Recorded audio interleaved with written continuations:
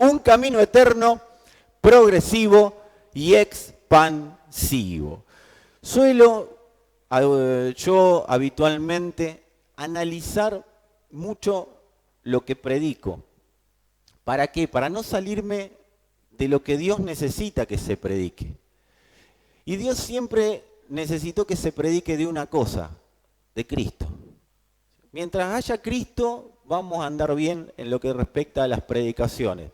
Mientras hablemos más de Él que de nosotros, vamos a estar calibrados con lo que Dios necesita. Dios necesita que entendamos que la palabra no necesita tener genialidades del predicador, no necesita que el predicador siempre traiga algo nuevo, algo novedoso, sino que Dios necesita que entendamos que la palabra tiene que producir una realidad en nuestras vidas, y esa realidad que la palabra quiere producir se llama Cristo en nosotros. Eso es lo que Dios busca a través de la predicación. Y en función de eso, yo me analizo y me expongo a la luz de la Escritura, ¿sí? Y cuando agarro la Escritura, suelo leer mucho las cartas apostólicas. Y al leer las cartas apostólicas, me doy cuenta, y analizarlas, ¿sí? Eso es cuando habla de escudriñar las Escrituras, analizar con detenimiento lo que ahí está escrito. Y me doy cuenta que en las cartas apostólicas, al analizarlas, uno está analizando los pensamientos de Dios. Todo lo que escribieron en las cartas, en realidad la Biblia dice, la misma Escritura se autodefine diciendo que toda Escritura es inspirada por Dios, estamos bien. Pero en lo que respecta a las cartas apostólicas, son los pensamientos de Dios a partir de la cruz para que puedan esos pensamientos no quedar escritos en un libro, sino que esos pensamientos sean absorbidos, aprehendidos, ¿sí? ¿Se acuerdan? Aprender con H. Aprehendidos, absorbidos y llevados a la práctica por sus hijos. O sea, que sus pensamientos invadan todo nuestro sistema pensante. ¿Cuántos acá tienen sistema pensante? Qué bueno, que no levantó la mano, bueno, no hay problema, pero... Entonces, al analizar las cartas apostólicas, estamos analizando los pensamientos de Dios. Pensamientos que deberían incorporarse a nosotros, no a manera de simples palabras y versículos bíblicos, porque eso sería estudiar de memoria. ¿Cuántos saben que acumular información no significa ser inteligente? ¿Sí? El que acumula información tiene mucha información. Pero yo he hablado con gente que tiene muchísima información, pero no sabe usarla. ¿Sí? Yo esto lo he dicho, me puedo estudiar 7 libros de Kung Fu, pero a la hora de tener el rival adelante, ahí vemos si lo que estudié es una realidad. O sea, yo puedo estudiarme los libros, pero si no salgo a correr, no levanto pesas, no entreno, y cuando tenga el rival, para que me fijo en la página 18 a ver la toma que te tengo que hacer. O sea, va a ser complicado. Entonces, así pasa con la Escritura. La Escritura no es un libro para aprenderlo de memoria, aunque si te sabés versículos de memoria, bienvenido, está muy bueno. No digo que no hay que hacerlo, porque tengo que aclarar todo. No digo que no hay que hacerlo, no digo que no hay que leer la Biblia, no digo que no hay que congregarse. Lo que digo es que cuando lees la Biblia, cuando te congregás, no sea nada más que para congregarte y no sea nada más que para leer la Biblia, que sea para que lo que la palabra viene a traer como pensamiento de Dios, nosotros lo podamos incorporar y llevar a la práctica. ¿Está bien? ¿Sí? Entonces, yo analizando esto, me doy cuenta que hay de todo. Ahora yo no sé por qué hay gente que dice que la Biblia es aburrida. No lo puedo entender. Por ahí es aburrido él, entonces todo lo que toca lo aburre. Pero en la realidad, cuando yo veo las cartas paulinas, las cartas de los otros apóstoles, ¿no? De Pedro, de Judas, de Juan mismo, uno ve una riqueza, no solo literaria, sino también ve riqueza en cuanto a conceptos. Hay de todo. Diría un amigo mío, hay pasé dulce, porque es cordobés mi amigo. Entonces, hay de todo en esas cartas. Hay advertencias, ¿sí? Hay amor de Dios expresado, hay saludos. Y nosotros somos unos chumas que los miramos los saludos, ¿viste? Pablo saludando a Tíquico, y vos decís, ¿quién será Tíquico? Y bueno, un amigo de Pablo, o sea, hay una cosa que te importa, pero lo quiso dejar escrito. Y bueno, hay de todo, hay afirmaciones, hay enojos, hay muchos enojos. Pablo en un momento le dice a los Gálatas, miren con cuán grandes letras les escribo. O sea, Pablo está diciendo, estoy re enojado y me agradezcan que no estoy ahí. Eso le está diciendo Pablo. Después le dice a los corintios, voy a ir allá y voy a ver si los que dicen que tienen poder de verdad. Es una amenaza eso, ya Pablo era como que una cuestión de, los voy a reventar a poderazos, ¿sí? Porque era una cosa media, por eso, ¿viste? Cuando uno dice, ay no, hay que tener amor. Bueno, leamos las cartas paulinas. El que no sabe definir el amor de Dios es porque no leyó nunca las cartas paulinas con detenimiento. Ni las paulinas, ni las de Juan, el discípulo de amor. Agarrá las cartas de Juan, amado, y salí llorando. Santiago, ni hablar. La fe sin obras es muerta. O sea, el tipo no mide.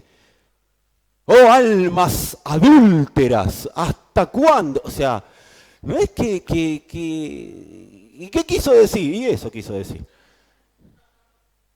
¿Por qué me lo dice tan así? Claro, cuando nosotros leemos la Escritura, nos damos cuenta que en los pensamientos de Dios no hay mucho humanismo.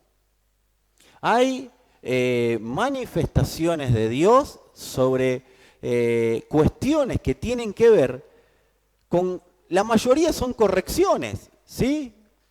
Pablo en un momento dice, yo fui advertido por los de Cloé, que ustedes, y les empieza a dar a los corintios. Y estos que andan desordenadamente, en uno dice, Pablo lo dice, no lo digo yo, Pablo dice, le entregué el cuerpo a Satanás. ¿Leyeron eso ustedes?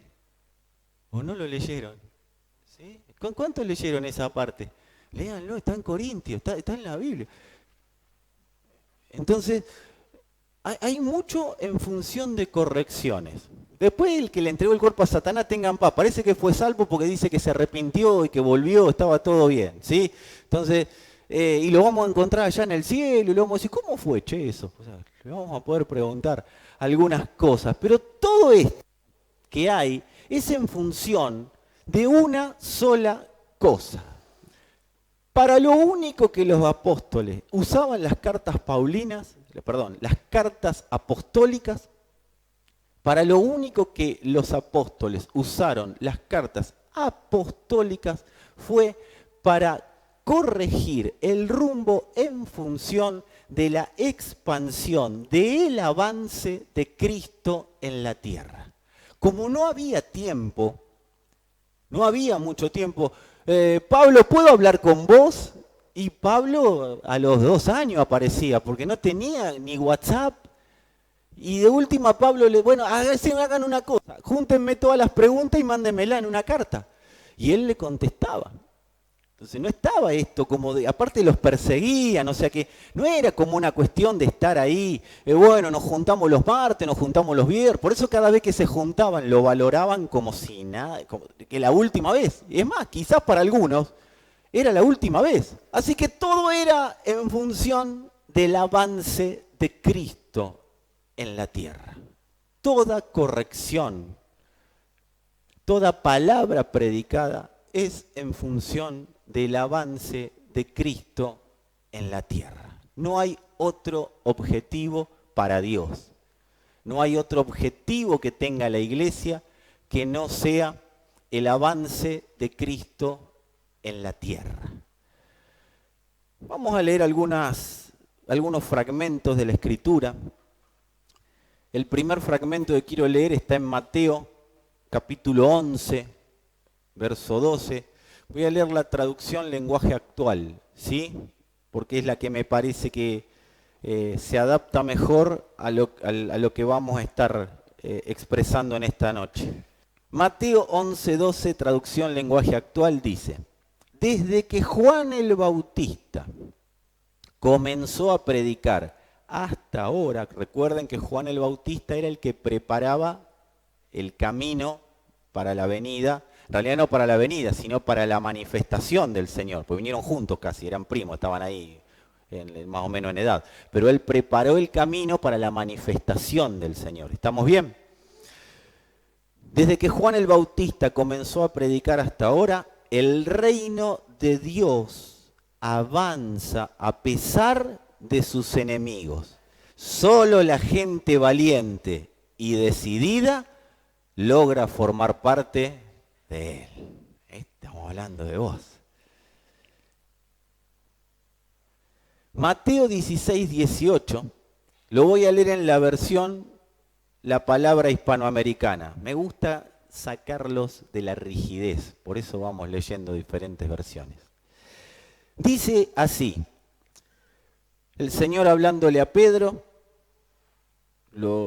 creo que el Señor sabía lo que le iba a decir después, porque primero le habló bien y después le dijo Satanás al mismo Pedro.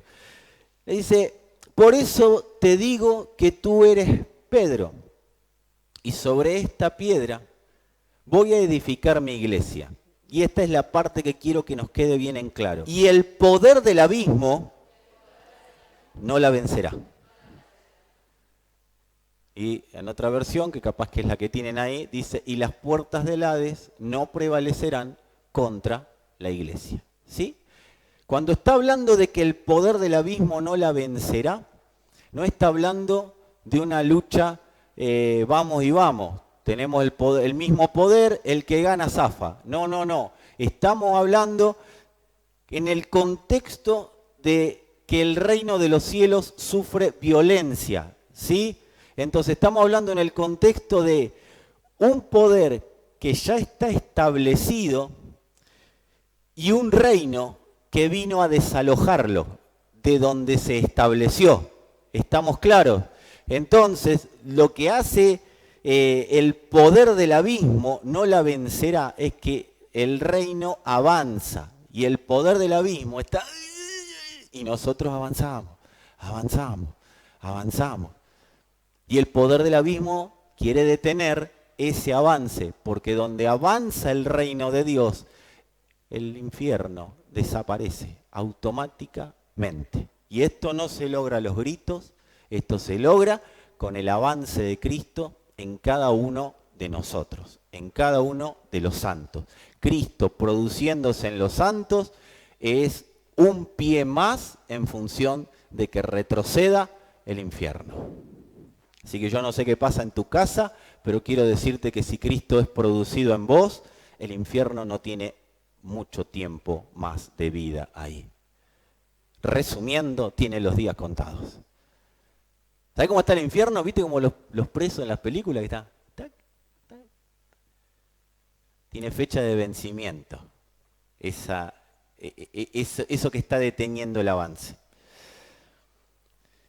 Después de esto, el mismo Pedro dice que nosotros, él se considera y lo extiende hacia nosotros, somos piedras vivas en la edificación de la iglesia, en la edificación del cuerpo de Cristo, ¿sí? Pedro no es que se quedó, ay, yo soy el primer papa, como dicen algunos. No, Pedro dijo, acá está hablando de la iglesia, y cada uno que sea parte de la iglesia, cada uno de nosotros que sea parte de la iglesia, es una piedra viva, que es lo que Dios le dijo a Pedro, una piedra viva en la edificación. ¿Qué hace una piedra viva? Una piedra viva expande posiciones eternas. Una piedra viva expande posiciones eternas. Vamos a Mateo 28, 18 a 20. Si tienen una Biblia ahí de papel, y si no es de papel y es virtual, no hay ninguna que no diga de subtítulo la Gran Comisión. No hay ninguna, todas dicen la Gran Comisión. No sé por qué se le ocurrió poner eso, porque la comisión de Dios es una sola, no es la gran y hay otras más chiquitas, es la gran, es la única, ¿sí? Mateo 28, 18 al 20, versión NBI es la que voy a leer yo, dice, Jesús se acercó entonces a ellos, él ya estaba resucitado, y les dijo, después de resucitar, no antes, les dijo: se me ha dado toda autoridad en el cielo y en la tierra. Por tanto, vayan y hagan discípulos de todas las naciones, bautizándolos en el nombre del Padre y del Hijo y del Espíritu Santo. No veo cuando dice agua, bueno, no importa. Enseñándoles a obedecer todo lo que les he mandado a ustedes. Y les aseguro, esto también es fundamental que lo tengamos presente, y les aseguro que estaré con ustedes siempre, hasta el fin del mundo. Otras versiones lo dicen muy, pero muy parecido, y estaré con vosotros todos los días hasta el fin del mundo. ¿Sí? El mandato fue: establezcan posiciones eternas. ¿Qué son posiciones eternas? Cuando el Señor dice: vayan y hagan discípulos de todas las naciones, está diciendo: establezcan posiciones, lugares eternos. Un discípulo es una posición eterna, es un lugar eterno. ¿Por qué es un lugar eterno? Es una persona, obviamente, pero es un lugar eterno porque es el lugar, la casa que eligió Dios para depositar a Cristo. Y donde está depositado Cristo, automáticamente ese lugar se transforma en un lugar eterno. Que vos y yo todavía no nos hayamos dado cuenta es un problema que tenemos que resolver nosotros a partir de esta noche, o si ya te diste cuenta y todavía las circunstancias de la vida te tienen medio vapuleado, es tiempo de que te des definitivamente cuenta de que fue establecida una posición eterna para el lugar donde vos estés. ¿Sabés lo que tira por tierra esto? El Evangelio. Yo necesito más tiempo para el Evangelio. No, es que el Evangelio ya te absorbió todo tu tiempo, porque Él está en vos para que donde estés desarrolles una posición eterna. Esto no es para la gente que tiene tiempo, para la gente que está tranquila en la casa. El que está tranquilo en la casa también es una posición eterna, pero el que está trabajando 18, 20 horas por día también es una posición eterna. Solo tenemos que ocuparnos de entender discípulo.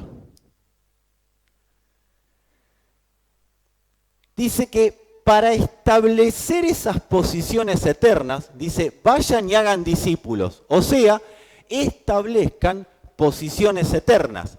Para establecer estas posiciones eternas, para eso es que les doy autoridad. Dios nos dio autoridad para que seamos exorcistas ambulantes. Dios no nos dio autoridad para que en el nombre de Jesús empecemos a gritar en una plaza. No, ¿querés hacerlo? Hacelo. Al que van a llevar a algún lugar es a vos, no a mí.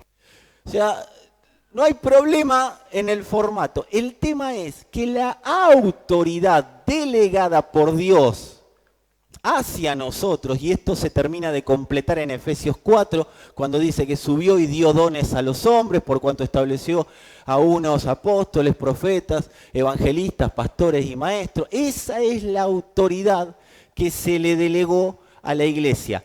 ¿Para qué se delegó esa autoridad? Para establecer posiciones eternas, para hacer discípulos. La autoridad de Dios no está para otra cosa que no sea para que las posiciones eternas que Él estableció sean establecidas en la tierra. Y esto incluye no a la congregación. ¿A qué hora hay discipulado? No es que el discipulado es todo el día.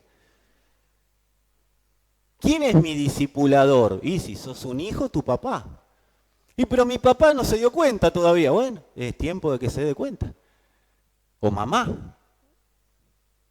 La autoridad de casa es el discipulador.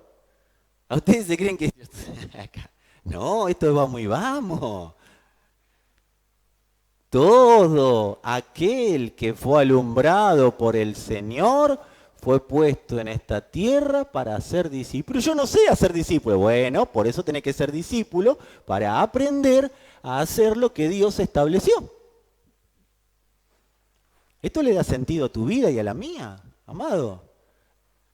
Dios nos puso en la tierra como posición eterna para también establecer posiciones eternas, y para eso nos dio autoridad. Yo no sé qué hacer con mi familia. Autoridad. ¿Querés que Cristo sea el que gobierne tu casa? Dios te dio autoridad para eso. Pero no para que gobierne tu casa, sino para que te gobierne a vos, para que me gobierne a mí, y a partir de ahí ejerzamos un discipulado que haga que Cristo gobierne en la casa, pero también en la casa. El respaldo, dice, del Señor, porque dice, voy a estar, les aseguro que estaré con ustedes siempre. Eso le está diciendo, hay un respaldo, che, quédate tranquilo. Me salió como el pastor Jiménez, che. Hay un respaldo, estén tranquilos. Estén tranquilos, estoy con ustedes siempre. ¿Siempre que qué? Siempre que se dediquen a ejercer autoridad haciendo discípulos. Y eso lo cumplió, porque dice después, el que se une a Cristo, un espíritu es con él. O sea que Dios cumplió. ¿Cuántos saben que Dios cumplió? ¿Y por qué estamos esperando que cumpla si ya cumplió? Señor, quiero vencer esta debilidad. Es que yo ya la venciste, lo que pasa es que no te diste cuenta. Notificale a tu alma que ya venciste, porque yo vencí y estoy con vos. Y te estoy haciendo discípulo mío. Y un discípulo mío no es un fracasado, no es un derrotado, no es alguien que anda por la vida quejoso viendo a ver cómo le va. No, un discípulo mío que sabe que no anda viendo cómo le va, sabe que ya ganó. Un discípulo es alguien que se sabe alguien que es parte de una posición eterna. Y si no lo sabías hasta acá, qué bueno que lo sabés desde hoy. Un discípulo es alguien que se sabe parte de una posición eterna y sabe que Dios lo alcanzó para establecer una posición de vida. ¿Por qué una posición de vida? Porque Dios nos puso en esta tierra para que establezcamos posiciones de vida. Donde yo me muevo tiene que manifestarse la vida. Por eso son posiciones eternas. Lo eterno y la vida es lo mismo. Y para eso acá tenemos que desterrar algo. Que lo hemos hablado, pero es bueno que lo repitamos para que nuestra alma quede debidamente notificada. Hoy va a ser una notificación legal, le vamos a mandar una carta documento al alma. Y en esa carta documento le vamos a decir que te guste o no, el hombre murió en la cruz. El hombre fue sepultado. Cuando digo hombre, chicas, ustedes están acá, no es que... El hombre murió en la cruz, el hombre fue sepultado y el hombre fue resucitado. Todo juntamente con Cristo. Ni vos ni yo lo pedimos, pero Dios nos salvó, y esto quiero que lo sepas, Dios no nos salvó dando su vida por nosotros, aunque sí. Pero en primera instancia, voy a volver a decir, aunque sí, me quedo acá. Pero en primera instancia, Dios nos salvó matándonos juntamente con Él. Porque nada de lo que el hombre podía darle a Dios servía. Entonces Dios no dijo, bueno, lo vamos a arreglar, vamos a recauchutar. No, los mato. Los sepulto, así que bueno que es Dios que nos dio debida sepultura. Hizo ahí en el cielo todo el cortejo fúnebre y nos resucitó cuando Cristo fue resucitado. Ese es el principio y el fin de nuestra historia. Nosotros somos... Ahora, ¿qué pasa? Que para que esto sea una realidad, yo no lo tengo solo que saber. Constantemente mi alma tiene que ser notificada. Esa es la cruz. Saber que de lo que yo era, por eso Pablo dice, en cuanto a la pasada manera de vivir, despojaos. ¿De quién? Del muerto. Que está, ¿qué? Viciado de deseos engañosos. Cuando hay deseos engañosos, es el muerto influenciando. Pero como está muerto, no le puede ganar al resucitado. Y cuando Dios se hizo uno con nosotros, nos resucitó. La potencia del Espíritu es mayor que cualquier otra potencia que se quiera sublevar contra el conocimiento de Cristo en nosotros. Así que no puede retroceder algo que Dios ya determinó que avance, salvo que nosotros abortemos ese avance. O sea que Dios nos alcanzó, un discípulo sabe que Dios nos alcanzó para establecer posiciones de vida. El discípulo es alguien que sabe que está estableciendo posiciones de un camino que es eterno, es progresivo y es expansivo. ¿Cómo se llama este camino eterno, progresivo, expansivo? Ese camino se llama Cristo. No esperaba que yo te diga, no, este camino se llama, te dé el séptimo nombre de Jehová en arameo. ¿Sí? Este camino se llama Cristo. La expansión de este camino es lo que sufre violencia. ¿Para qué? Para que esta expansión no se produzca. ¿Dónde está la violencia? El reino de los cielos sufre violencia. ¿Dónde está la violencia? En los discípulos. Por eso las personas dicen, desde que me puse las pilas con Dios, porque así lo decimos, desde que me puse las pilas con Dios, me empezó a pasar de todo. Claro, porque hay una cuestión de ejercer violencia para que ese camino, ese reino que es progresivo y expansivo sea detenido. Porque no hay otro lugar para detener el reino que no sea en cada uno de nosotros.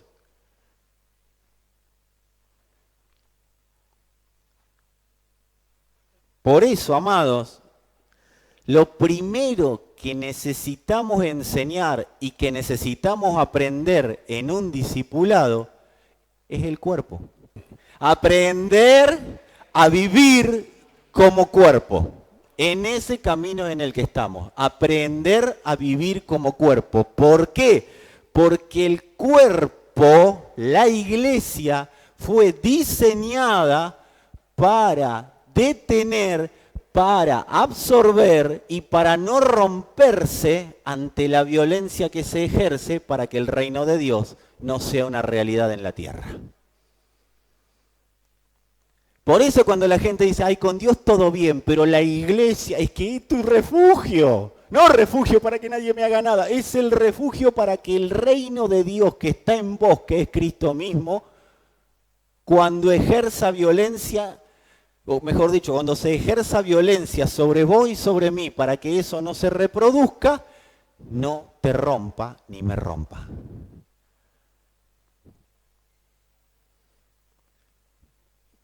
¿Cómo empieza Dios a enseñarnos? A ver, el discipulado no es para aprender a usar los dones, aunque los vamos a aprender a usar. El discipulado no es para aprender sobre escatología bíblica. Si el que no tiene escatología no importa, escatología de los eventos finales. El discipulado no es para ver cuántas veces puedo pecar, a ver si me sigo yendo al cielo. O sea, el discipulado no es para eso. El discipulado es para aprender a vivir como cuerpo, porque el discipulado con el único que nos vincula es con Cristo. El discipulado no nos vincula con una congregación, aunque la congregación es necesaria. ¿Para qué? Para poder pertenecer al cuerpo. Pero el discipulado no es, sos discípulo de Fernando.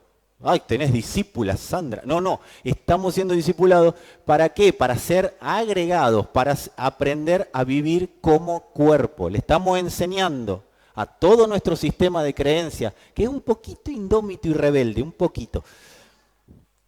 Cachito así. Le estamos enseñando a vivir como fue diseñado para vivir. Porque una vez que el Señor te alumbró, todo lo creado te señaló como discípulo. Ahora, que vos no te quieras enterar es otro problema, pero todo lo creado te ve como discípulo. Y si no te metes en el cuerpo, te van a cascotear constantemente esa cabecita con un montón de cosas. ¿Para qué? Para que retrocedas. Dios va a exponer al fuego todo lo que no necesite de mí para que pueda ser un buen discípulo. No sé si hay buenos discípulos, malos discípulos, hay discípulos. O sea que retiremos buen discípulo, para que sea un discípulo. Dios va a exponer al fuego. ¿Y qué es el fuego? El fuego es Cristo. ¿Viste cuando dice, Dios es fuego consumidor? ¿Pero para qué? ¿Para qué? Para exponer ante ese fuego todo lo que nos sirva para ser un discípulo de Cristo. ¿Y qué hace el fuego? Lo quema.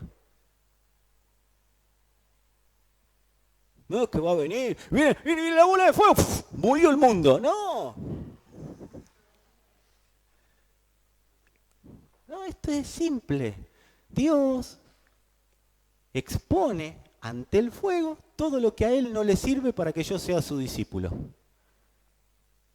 ¿Eso dónde lo hace? En la iglesia. Afuera es más complicado, porque afuera están las presiones que te dicen, si no te volvés al cuerpo, vas a quedar destruido.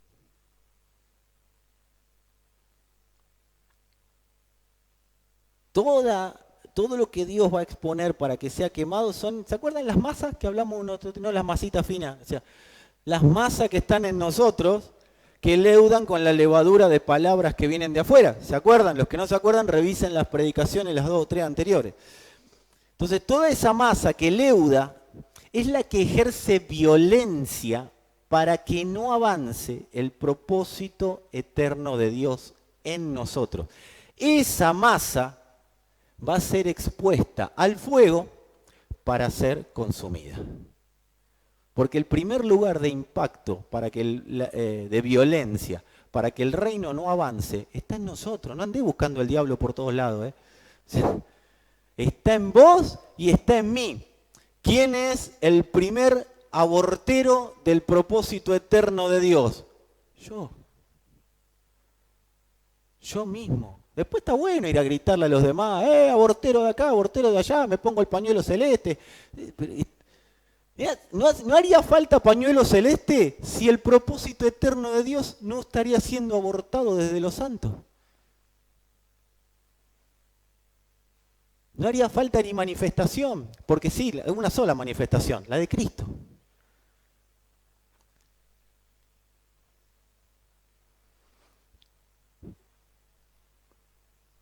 Toda violencia que se ejerce es para detener el reino de Dios. ¿Y qué busca la violencia que se ejerce?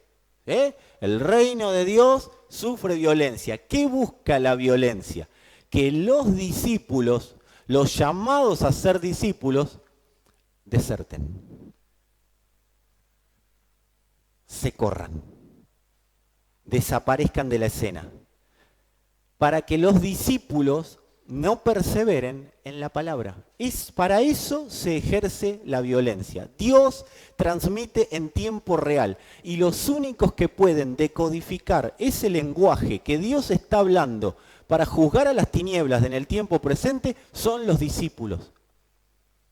Y como Dios transmite en tiempo real, cuando los discípulos transmiten en tiempo real y para eso Dios consume lo que no hace falta, ¿sí? Lo que no tiene que estar, cuando los discípulos transmiten en tiempo real, las tinieblas son juzgadas. El tema es que todo va a confabular para que los discípulos no puedan transmitir en tiempo real y que la iglesia vaya así, asincronada. Yo les voy a dar una imagen, quiero una imagen gráfica. Les voy a dar una imagen gráfica de cómo camina la iglesia hoy en la tierra. La celestial está bomba, está full. Que estamos nosotros ahí, lo que pasa es que estamos yendo llevados hacia ahí. Así camina la iglesia en la tierra.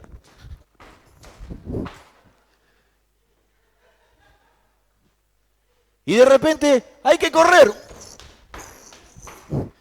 porque no está sincrónica. ¿Por qué pasa eso? Porque la iglesia no está sincrónica.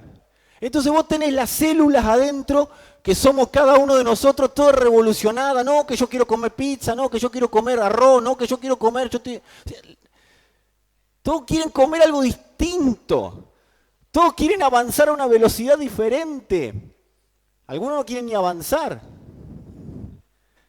Entonces está tan asincrónica la iglesia que es un avance que cuando... Vos me viste recién. ¿Cuál fue tu primera expresión de la mayoría? Reírse un poquito. Así pasa. Pero esta generación se está despertando para hacer una iglesia más sincronizada para que podamos producir el efecto como discípulos que Dios diseñó. Entonces estamos siendo trabajados en el discipulado del Espíritu para que podamos vivir conforme a esa explosión que tenemos que generar en la tierra. Pero hay cosas adentro que ejercen violencia. ¿Para qué? Para que no perseveremos en la palabra de verdad que Dios ha hablado y que en este tiempo, por medio de su Hijo, se está manifestando. No habrá realidad eterna manifiesta. ¿Cuántos quieren que haya una realidad eterna manifiesta? ¿Sí? En todo ámbito donde nos movemos. Bueno, yo te tengo una excelente noticia. Si vos y yo nos disponemos a ser discípulos, eso va a pasar. ¿Está bueno o no? ¿Sí? Todos me conocen, así que estaban esperando la segunda parte. Por eso no sonrieron ni dijeron nada. Ahora, para que eso pase, antes siempre va a haber violencia. Por eso a veces sentimos que adentro es una revolución. Y si hay revolución adentro, es porque afuera está revolucionado. Afuera conspira con lo de adentro y viceversa.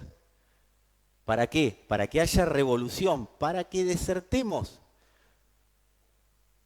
Todo el sistema de creencias está siendo perseguido por la violencia para que nosotros desertemos. El sistema de creencias no se quiere someter a la autoridad que es Dios. Por eso cuando cantamos que Él es Rey, y ¿viste? Estamos medio como, Rey, porque todo nuestro ser no canta Él es Rey, todo nuestro ser canta. ¿Cuándo terminará de cantar Verónica esta canción? Así escuchamos la palabra y nos vamos. Porque el cuerpo expresa. Y cuando el cuerpo expresa, pobre, hoy le tocó a Vero, pero a veces Leo, Ceci. Cuando el cuerpo expresa, está diciendo la realidad que nos pasa por dentro. Está mal, está bien, no estamos juzgando eso. Estamos haciendo un diagnóstico, estamos exponiendo ante la luz de la palabra lo que realmente pasa. Y lo que realmente pasa es que si nosotros nos someteríamos a la autoridad de Dios, de acuerdo a lo que Dios dice, y de acuerdo a lo que proclamamos que Él es Rey, si tendríamos esa proclama todos los días de nuestra vida, es clarísimo, sómatanse al Rey, resistan y huye todo lo que no es del Rey.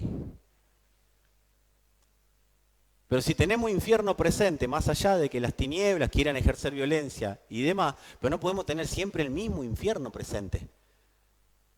Tiene que haber un momento que haya algo diferente delante mío. ¿Me quiero pelear con un rival distinto?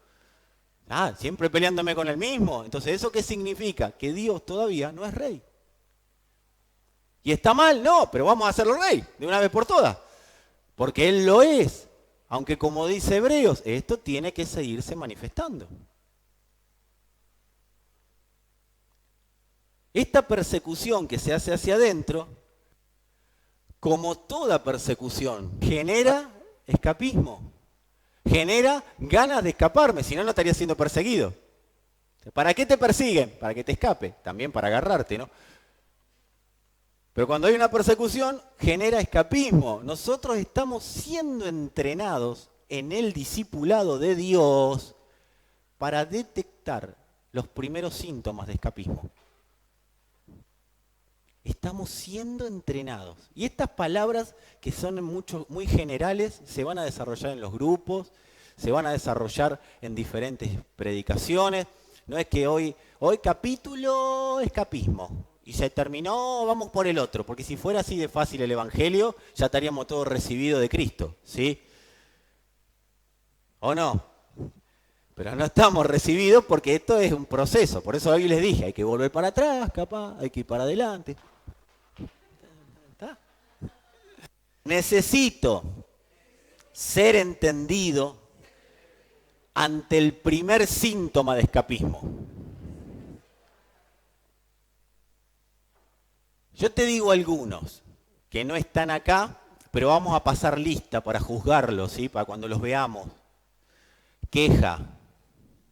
Acá no hay. Queja ante las autoridades. Queja ante el Señor. Queja de mi esposa. Queja de mi esposo. Queja de mi hija. Queja de mis padres. ¿Sigo pasando lista? ¿O ya se entendió el concepto? Queja, jaqueca, que me agarra con la queja, dice el Señor. Es uno de los primeros síntomas de escape. El otro es el pesimismo. ¿Por qué aparece el pesimismo? Porque me victimizo. Entonces con el pesimismo juego con la víctima. ¿Sí? Eso es lo que hace el pesimismo. Pobrecito de mí, al final nada cambia. Y desde que estoy en la iglesia nunca pasa nada. Claro, porque estamos escapando. Desgano. No tengo ganas de hacer esto, no tengo ganas de lo otro, no tengo ganas... Habitualmente el desgano no es porque no tengo ganas de cocinar, aunque pasa. El desgano tiene que ver con no tengo ganas de ninguna disciplina espiritual, no tengo ganas de orar, no tengo ganas de la palabra, no tengo ganas de congregarme, no tengo ganas de ir a los grupos, no tengo ganas de hablar con mi líder. Otra vez le voy a hablar con todas las cosas que me pasan. Si siempre me dice lo mismo, ¿y no será que hay que cambiar del otro lado? Que si de este lado te dicen siempre lo mismo, ¿no? ¿Será que habrá que cambiar los métodos de este lado? Pero bueno, no importa. Desgano para... Yo les hago una pregunta. ¿Qué hubiera pasado si el apóstol Pablo, qué hubiera pasado con la iglesia si el apóstol Pablo hubiera tenido el ánimo nuestro?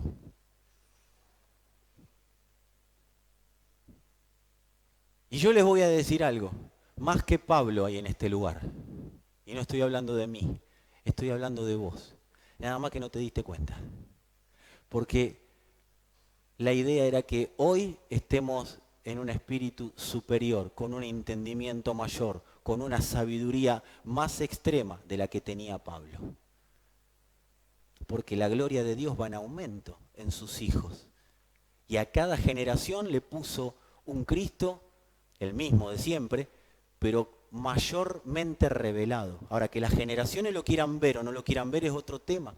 Pero la luz se ve con mayor claridad en este tiempo. El problema es el desgano al cual le doy lugar.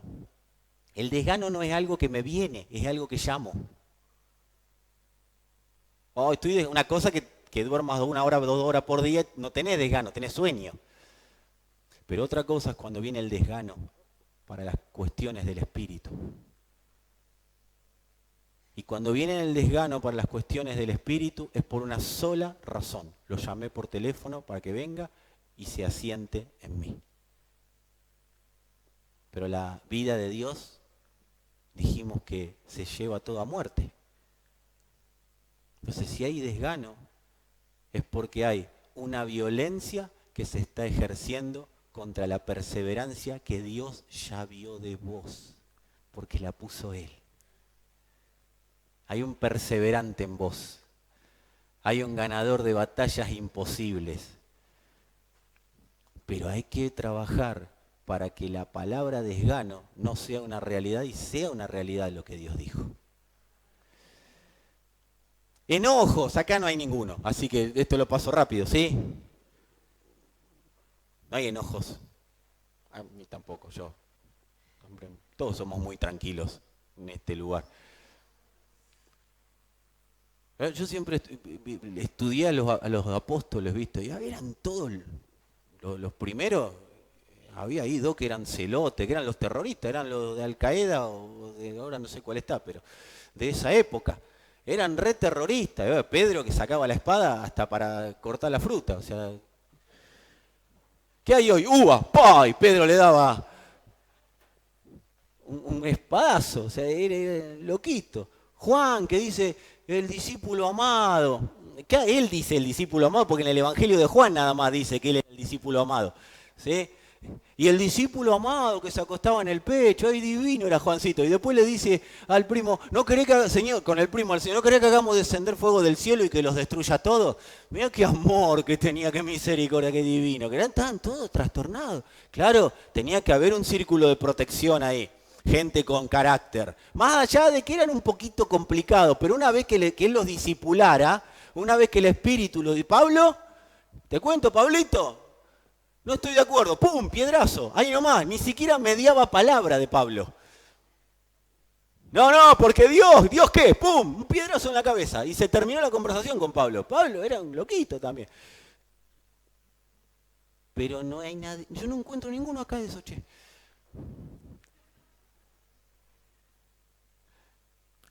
Estamos todos siendo transformados. Pero qué bueno que tenés ese enojo adentro, que cuando lo pasemos por la cruz va a ser una bomba a favor del avance del reino. Porque acá lo dice, los violentos lo arrebatan. Eso lo dice en la versión Reina Valera. ¿Y quiénes son los violentos? Los que hoy por ahí se enojan por cosas que no se tienen que enojar, pero tienen un carácter importante y no van a ser detenidos ante nada y ante nadie. A mí me encanta la gente de Abundante Gracia porque yo los conozco a ustedes. A todos los que están acá y a los que están en internet casi todos los conozco. Algunos capaz que está ahí no lo conozco. Yo sé cuando se enojan. Y son unos enojones bárbaros, pero también sé esperarlo porque sé que después se les pasa. Y sé que eso es un proceso del espíritu que están viviendo para que cuando se terminen de enojar por cosas innecesarias, se empiecen a enojar por las necesarias, y cuando se enojen por las necesarias van a ver en todos los órdenes de su vida la provisión de Dios para todas aquellas cosas que Dios previó, que hagan el avance del propósito eterno una realidad. Así que, bueno, tampoco te haga el vivo, pero voy a decir, así que seguí con eso, que hay que pasarlo por la cruz nada más. Nosotros necesitamos ser entendidos en los síntomas. Son síntomas de escape, hay más, pero no los voy a mencionar ahora. Yo me tengo que dar cuenta, si el espíritu me llama la atención, fíjate, siempre va a haber un momento, y yo les voy a decir ahora cómo llegar a ese momento de que el espíritu me pueda decir cómo detectar un síntoma de escape. ¿Lo quieren? Nadie acá que se quiso escapar, ¿no? Ninguno. Bueno, pero se lo vamos a predicar a alguien. De religiosos que somos, nada más le vamos a hablar a los demás. Ante los síntomas de escape, ante todo síntoma de escape, cuando Dios me quiere discipular, automáticamente va a venir un síntoma de escape. No hay manera de evitarlo porque va a ejercer violencia, porque si Dios puso los ojos en mí, no puso los ojos nada más, puso los ojos y puso a Cristo. Entonces, lo que Dios sabe lo que puso en nosotros. Es un arma de destrucción masiva. Ahora, cada vez que va a arrancar el discipulado para que esa arma de destrucción masiva no tenga obstáculo, va a haber intenciones de escape. ¿Y qué tengo que hacer? Decí conmigo, silencio. Cuando vienen las ganas, la intención, el enojo y todo lo que tenga, el desgano, la frustración, cuando viene todo eso, cuando ante la corrección me frustro, no me gusta que me corrijan, bueno, ustedes no, pero hay gente que le pasa. Cuando pasa eso, ¿qué tengo que hacer? Silencio. Yo suelo usar 3 silencios anti-escapismo. No es que cuando viene el conflicto yo digo, a veces hay reacción, sí, o sea, hay. Pero dice la Escritura, airaos, pero no pequéis. O sea, no está, amado, si viene alguien y te da un cachetazo, y más vale que te va a subir, ¿o no? El tema es que ahí no hay problema. Con todo lo que se te cruza en la cabeza, no hay problema. ¡Ay! Dijo uno por ahí. No pasa nada, eso no es pecado. El tema es cuando saco la otra mano. Pero entre la mano que me pegaron, y cuando hablo de mano no estoy hablando solo de agresión física, no estoy hablando de eso, estoy hablando de entre el impacto de lo que me pasó y la posterior reacción, ahí tiene que producirse el silencio. Porque en el impacto yo me puedo encerrar al baño y decir, Señor, te amo. Amo a mi esposa a pesar de que la paciencia no es lo mío. Yo puedo eso ir a decirlo, ¿sí? En el baño, una vueltita por la vereda no viene mal. Trata de que sea antes de las 12 y después de las 6 de la mañana, pues termina en otro lado. No hay problema con eso. El tema es que cuando vuelvo, sepa hacer silencio. Y yo utilizo 3 silencios. El primer silencio es para escuchar mis palabras. ¿Qué estoy diciendo con lo que estoy diciendo? ¿Qué estoy diciendo? Yo tengo que caer en la realidad de lo que estoy diciendo. Necesito callarme para ver porque lo que yo esté diciendo no es que es lo que estoy creyendo, estoy enojado, pero lo que estoy diciendo en ese enojo es lo que yo tengo que evaluar para ver, no si amo al otro, si el otro me viene, no, para ver dónde está posicionado Cristo en mí. Pues en mis palabras, si yo hago silencio para escucharlas, en algún momento de ese silencio voy a escuchar la palabra de Dios que habla sobre la situación. Por eso necesito callarme. Un momento. Para hacer ese silencio. El segundo silencio, ante una situación que venga a ejercer violencia, yo tengo que hacer silencio para escuchar claramente a las personas con las que me vinculo. Y acá podemos tener dos puntas, líderes, pastores, hermanos crecidos en la fe, hermanos crecidos en Cristo, pero también tengo que saber escuchar y prestar atención al que no me va a dar la palabra del hermano, la palabra que Dios tiene para hablarme. Yo tengo que hacer silencio porque en ese silencio que hago voy a poder discernir qué palabra escuchar. Porque siempre hay un roto para un descosido. Siempre va a venir ese que te va a decir, tómatela, no le des más importancia, hacé la tuya. Siempre, siempre, siempre, siempre. Siempre va a venir la duda. Siempre va a venir la incredulidad. Yo tengo que hacer silencio para discernir. Si la palabra que estoy recibiendo le da paz a mi alma, o es paz de Dios que viene a afirmarme en el discipulado. Yo tengo que saber discernir. Porque hay paz y paz. Y ahí está el reposo y la paz. Hay paz que viene a reconfortar mi alma, pero no viene del Espíritu. Es la paz de, bueno, me saco el problema de encima y que se arreglen como puedan. Ese no viene de Dios. Dios nunca va a romper el cuerpo. Nunca Dios te va a sacar del cuerpo. Siempre Dios te va a llevar al cuerpo. Tiene que haber un líder, un pastor, que vos permitas que él o tu esposo, tu esposa. A veces hasta los hijos están más crecidos que nosotros en la fe. Que saber escuchar. ¿Estamos bien? Y el tercer silencio, obviamente, para escuchar a Dios. Dios nunca deja de hablar cuando alguien quiere escuchar. ¿Cuántos quieren escuchar acá? Dios no deja de hablar. Pero necesito, ante la violencia, abstraerme. ¿Qué va a querer hacer el infierno? Acelerarme. Siempre va a buscar que yo viva acelerado. Si no puede retrasarme, me va a acelerar, pero es lo mismo.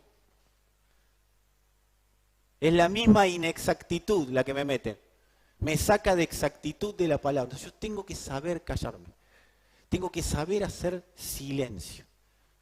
¿Cuánto dura el silencio? Lo que tenga que durar el silencio. A veces es preferible, para, hoy no quiero hablar. Ahora no quiero resolver. Porque quiero resolver según Dios. Y tampoco el Espíritu me tiene que hablar. No, o sea, 2 años esperando que le hable el Espíritu. Por eso Dios es exacto. Y esta es una generación que va a escuchar a Dios con exactitud. El silencio en Cristo es quietud en estado expansivo. O sea, ¿cómo se expande la quietud? Porque cuando yo empiezo a escuchar a Dios y empiezo a obedecer lo que estoy escuchando, Cristo es producido en mí, aunque no lleve a la práctica ninguna acción. A nosotros, si nos pasa Cristo, Cristo va a pasarle a otro desde nosotros. Pero hay momentos en ese silencio, no es un silencio de, ya sabrás lo que me pasó. No, no, no. Ese no. Es un silencio de estoy resolviendo en el Señor. Ese silencio genera producción de Cristo. Es un silencio de ahora no voy, pero voy a estar. Hace un tiempo yo, aconsejando un matrimonio, en realidad a él, que no era una persona muy silenciosa, pero en el bocado que me dejó meter, porque era una cuestión de hablar y nada más, en el bocado que me dejó meter, yo simplemente le dije, todos los maridos casados me están mirando, no estaba acá, quédense tranquilos. Cuando me dejó meter la cuchara o la palabra, yo simplemente le dije, vos seguite quejando de tu esposa, hacelo todo lo que vos quieras, pero un día vas a tener que volver con ella. Un día, tus días fueron diseñados para que vos termines con ella. Mientras tanto, hablá, decí, gritá, pataleá, lo que vos quieras. Vos terminás con ella. Lo recibí del Señor, por eso se lo dije. Porque mientras él hablaba, yo ya ni lo escuchaba, yo hacía silencio. Hay un momento que Dios va a meter, Dios siempre va a trabajar en unir lo institucional para Él. ¿Qué es lo institucional? Para que vos no termines partido, no el primero, pero sí en la escalafón que vamos a decir ahora, primer elemento de expresión de Dios es el hombre individual. Segundo elemento de expresión de Dios es el matrimonio. De institución estoy hablando. Tercer elemento institucional de Dios es la familia y después la iglesia, ¿sí? Entonces, esos organismos institucionales que lo expresan a Él son siempre, Dios va a apuntar a que eso no se rompa, a que no se fracture. Después nosotros podemos decir lo que querramos, pero en el momento de violencia tengo que escuchar. ¿Qué dice Dios al respecto? ¿Qué significa el silencio en quietud expansiva? Esto significa someter toda palabra a la palabra. Amado, si estás acá hoy es para someter toda palabra a la palabra. ¿Cuánto están hablando en su mente? No me lo digan. Yo puedo ver gente hablando en su mente en este momento. Porque hay violencia que conecta con lo de adentro. Es necesario hacer silencio porque toda palabra se va a someter a la palabra. Eso es discipulado. El discípulo dobla las rodillas para orar como actitud de reconocer la autoridad de Dios, como actitud ante Dios. Cuando dice la Escritura, doble sus rodillas, no hay que tener que, porque capaz que no te da viste, cuando hace cuesta arrodillarse. Pero eso es más que un ponerse al lado de la cama y decir, Padre nuestro que estás en los cielos, santificado sea tu nombre, venga a nosotros. O sea, doblar las rodillas es una actitud que se tenía con los reyes.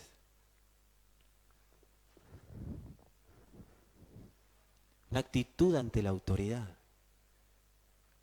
Eso es doblar las rodillas. No es un mecanismo religioso para tener o para obtener algo de parte de Dios. Doblar las rodillas es reconocer la autoridad de Dios por sobre todas las cosas. Vos podés doblar las rodillas, pero si vos y yo doblamos las rodillas para decirle a Dios lo que tiene que hacer, yo sigo siendo la autoridad. Pero si yo doblo las rodillas, es para que Él, en el silencio, me diga lo que necesita de mí. Porque Dios para lo que me convocó es para extender progresivamente su camino. Y Él me tiene que decir cómo seguir cuando hay un momento de violencia sobre mí. Y a veces Dios te va a hablar directamente, pero para algo dejó establecida la iglesia. Hablaba con una persona días pasados Y esa persona decía, estoy esperando que cuando el Espíritu me hable, yo voy a actuar. Y yo se lo dije a propósito, de una manera que pareció arrogante, pero se lo dije a propósito. Acá te está hablando el Espíritu, el tema que tenga ganas de escuchar. Porque a veces creemos que porque somos todos parte del mismo reino, no puede hablar el Espíritu a través de una persona. Y yo te voy a decir, amado, el 99% de las veces que Dios me habló fue a través de alguien. Y cuando Dios a mí me dijo, flaco, me parece que sos un poco caprichoso, y me cambió la vida a partir de ese momento, fue a través de una persona. Por eso cuando me dicen, por ahí el Dios de amor, sí, eso fue amor, porque me cambió la vida. Ese amor, porque esa persona me amó, si no, no me lo hubiera dicho. Obviamente, no me lo dijo agresivamente. Primero me preguntó, ¿te puedo decir algo? Y yo sabía que ahí venía él. Amado, algo en contra de nosotros. Cuando un pastor te dice, ¿te puedo decir algo?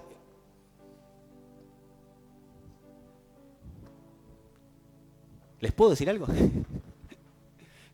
Cuando un pastor te puedo decir algo, abrí los oídos si querés, porque no va a venir el tranquilo, hijo, tenés razón, tu esposa es una porquería, tu marido es una basura. No va a venir eso. Echá a tu hijo de casa, no va a venir eso. Cuando el Espíritu realmente te quiere amar, quiere hacer amores con vos, te va a decir lo que necesita para continuar en esta producción de Cristo. Porque lo que hace el Espíritu es hacernos producir lo que le da placer al Padre. Y lo único que le da placer al Padre es Cristo. Cuando el Espíritu nos habla a través de alguien, y es más, esto está establecido en Efesios 4, y ustedes lo pueden leer porque está en sus Biblias. Las gracias ministeriales están para cumplir la función de perfeccionar, dice claramente, a fin de perfeccionar a los santos, de hacer discípulos de los santos. Porque que sea santo no quiere decir que ya esté santificado. Vamos caminando. No, que yo sea santo no quiere decir que sea un santo.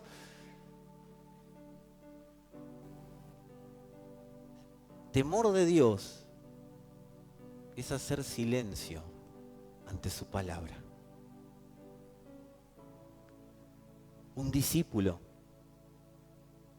es alguien que está aprendiendo a hacer silencio. ¿Qué es un discípulo? Ahí definíselo a cualquiera. Alguien que está aprendiendo a hacer silencio. Eso es un discípulo. ¿Ante cualquier cosa? No, ante la palabra de Dios. Un discípulo ama escuchar a Dios. Por eso un discípulo ama congregarse. Por eso un discípulo ama estar en contacto con el cuerpo. Por eso un discípulo ama llamar a los discipuladores, a los que lo están ayudando. ¿Cómo puedo ser mejor? Ama la palabra. Un discípulo ama la palabra de Dios. Un discípulo se equivoca y yo te puedo garantizar que si hay alguien que se equivoca, acá soy yo. Yo, el peor de todos. Era yo la peor de todas, pero bueno, lo vamos. Yo el peor. No sé si se puede decir. Yo el peor de todo, pero yo te quiero decir algo, amado. El discípulo no es el mejor, el peor. Eso lo juzgan los hombres. A las personas las juzgan las personas, que este es bueno, este es malo. Ese árbol de la sabiduría del bien y del mal. El discípulo puede no ser lo que quisiera ser, pero sabe lo que quiere ser. Puede no ser hoy lo que él quiere, pero sabe lo que quiere ser. El discípulo quiere ser un hijo obediente. A veces le sale bien, a veces no le sale tan bien, pero quiere ser un hijo obediente. Y para esos, de acá, abrí el oído, para esos es que Dios previó la gracia. La gracia es para los discípulos. Para los demás está la paciencia. Pero la potencia de la gracia funciona con los discípulos. Quietud expansiva de un discípulo es progreso de Cristo en él. Es producción para avance, es producción para expansión, es producción para tomar posiciones y dejar establecido el propósito eterno de Dios, que es que Cristo sea una realidad, que es que el Padre se dé a conocer en el lugar donde se mueve. Cierro con una pregunta. ¿Cuánto hace que no hacemos silencio? Llévatela. ¿Cuánto hace que no hago silencio? ¿Cuánto duran mis silencios?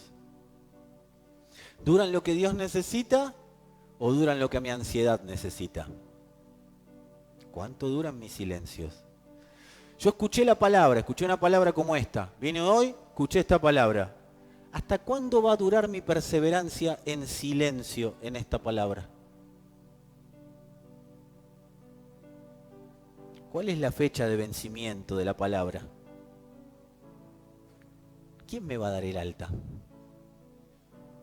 El lunes vamos a hablar acerca de darnos el alta solos, de la palabra. ¿Qué pasa si un médico, lo voy a profundizar el lunes, pero qué pasa si un médico nos da mal el alta? ¿Qué está haciendo? Mala praxis. No era momento, pero le dieron el alta igual. ¿Cuántas malas praxis ejecutamos en nuestras vidas por darnos de alta solos respecto de lo que la palabra necesita de mí?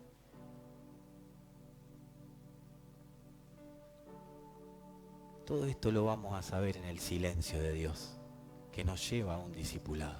No, perdón, en nuestro silencio ante Dios, que nos lleva a estar discipulados. Y firmo la carta. Sin más, me despido atentamente. Gracias a todos por ser parte